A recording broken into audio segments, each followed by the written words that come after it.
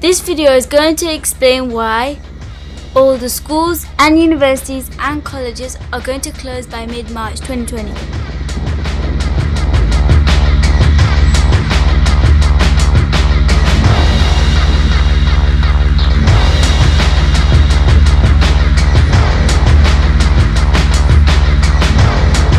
Population response which would protect everybody. Yeah, I mean that herd immunity I know you talked about yesterday when you were appearing with the Prime Minister. In terms of building up a herd immunity within the UK, what sort of percentage of people need to have contracted the virus? Probably about 60% or so.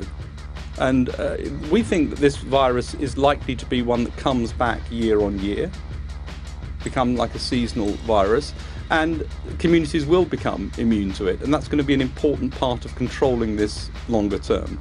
60%? 60% is the sort of figure you need to get herd immunity. I mean, even with that, even looking at the sort of the best case scenario, I know we were talking last week and you were saying, half of 1% to 1% fatality in something like this, that's an awful lot of people dying in this country. Well, I mean, of course, we do face the prospect of, as the Prime Minister said yesterday, of an increasing number of people dying. That is a real prospect. This is a nasty disease. For most people, it's a mild disease. It's important to know we don't know yet, nobody knows, what proportion of people have this who are completely asymptomatic. So the only cases that we've really got at the moment are people who've had symptoms, or largely people who've had symptoms. That means that even estimating exactly what the death rate is from this is quite difficult, because there may be many more people that haven't been detected yet. And that's why some of the new tests that are being developed now are going to be so important, so we can really understand how this disease is spreading. And we don't have a handle on that yet. In terms of our response to this, a couple of points I want to put to you. One, the former Prime Minister of Italy was talking to Sky News yesterday. You said yesterday we're about 4 weeks behind Italy. Don't we want to avoid being like Italy? And their former Prime Minister saying, don't repeat our mistakes, don't waste time.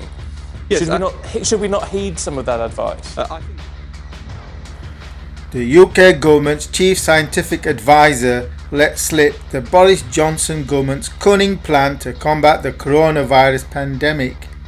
Apparently, the plan is not to follow what every other nation is doing in attempting to contain outbreaks, but instead, scientists have convinced Boris Johnson to adopt the herd immunity protocol, which is that once at least 60% of the population has become infected, then they will develop an immunity to the virus and thus no longer spread it onto the remaining 40% or so of the population. However, the fly in the ointment in this cunning plan, as discussed by the chief scientific advisor to the government on Sky News earlier today, is that even at a conservative case fatality rate of 1% would imply to expect 400,000 deaths. That's what the British government is planning for. And worse still, many countries such as China and Italy are experiencing a far higher case fatality rate of 3.5%, which would result to a shocking 1.4 million UK deaths. And this explains why the likes of the Cheltenham Festival has gone ahead and Britain's schools remain open, whilst countries with far fewer cases such as Ireland have closed all of their schools, colleges and universities. It's because the UK government wants the people to keep calm and keep infecting. UK coronavirus infections trend forecast update for the 13th of March 2020. So the UK government this week adopted a string of measures aimed to combat the economic consequences of the coronavirus by going on a £30 billion spending spree to try and inflate the economy, whilst the herd immunity protocol was being implemented.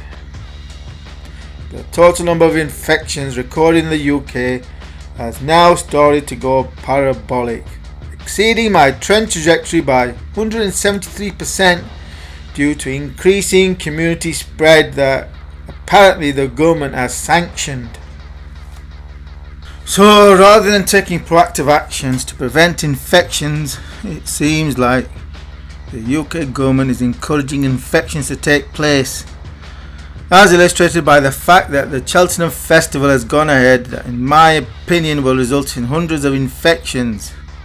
That and the schools are not being closed, as I was expecting to take place by now. So the UK government is not taking any serious actions to prevent the spread of infections, which ensures that the UK is heading for far more than 5,000 officially recorded as being infected by the end of March, to now probably total nearer to 10,000, and that there are already probably 10,000 infected. And worse still, the NHS is no longer going to test those suspected of being infected who are quarantining themselves at home. So that's a lot of hidden infections that the government is not going to test for. Whilst the number of deaths is similarly running at about 170% of my forecast, that implies to expect at least 150 deaths by the end of March, and infinitely more for April. So the UK and US continue to scramble to react to unfolding coronavirus pandemic, as governments and health officials have effectively sat on their asses for the whole of February, done nothing, learned nothing from China, learned nothing from South Korea, that are held up as a model for what the West should follow, so as to prevent a catastrophic case fatality rate of as high as 3.5%. Whilst following South Korea's example offered a case fatality rate of 0.64%, far less than China's, as I covered in a series of articles and videos. I had expected the infections trend curves for the West to be shallower and longer, i.e. the green line, thus allowing for healthcare systems to be better able to cope with the seriously ill. Unfortunately, as we are likely to find out, no coronavirus lessons have been learned. It's as though those in charge were completely oblivious to the pandemic until this week. Thus the US and UK to a lesser extent look set to experience the red line, whilst all those singing China's praises at the moment fail to realise that China's pandemic will resume when they start to lift restrictions, though with a less sharp peak, i.e. the blue line, which is why to expect a global recession for 2020, because the worst of the coronavirus pain is yet to come, i.e. we in the West are at the 2-month mark following the red line trend trajectory, so you can imagine how bad things are going to quickly get, whilst the fools at the WHO have finally declared what has been blindingly obvious for some time, that a global pandemic is underway. The bottom line is that the actions being announced this week in the UK and US are too late to prevent much worse pandemic than what would otherwise have been the case. So it is time to batten down the hatches and protect ourselves, in which respect vitamin D can help lessen respiratory tract infections, as I covered in my recent videos. So perhaps the number one thing you can do right now to prepare yourselves for the coming coronavirus storm is to bolster your immune systems by getting yourselves some vitamin D3 from 25 micrograms, i.e. 1000 IU strength, up to 100 micrograms or 4000 IU. Also make sure you're buying D3 and not the less effective D2.